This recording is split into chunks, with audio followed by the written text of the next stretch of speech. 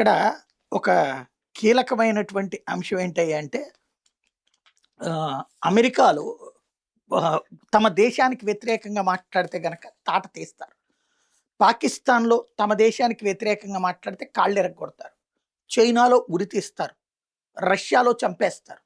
ఆయా దేశాలలో దేశానికి వ్యతిరేకంగా మాట్లాడడం లేదా మెజారిటీ ఫర్ ఎగ్జాంపుల్ గల్ఫ్ దేశాల్లో వాళ్ళ దేవుడిని దూషించండి. లేదా మీ అంతు చూస్తామని జెప్పి ఒక మైనారిటీ మాట్లాడమనండి అక్కడ. వాడు రేపు పొద్దున ఉండడు.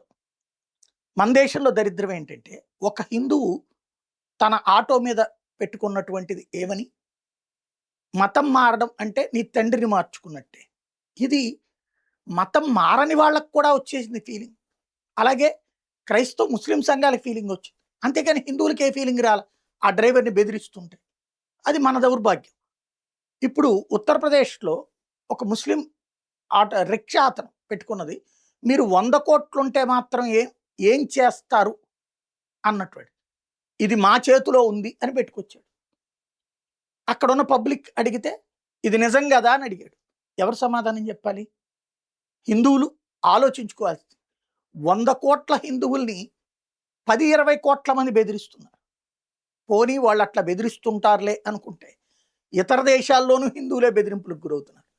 చావచచ్చిన జాతిగా మిగిలిపోతున్నాం అన్నటువంటిదే ఇక్కడ కీలకం.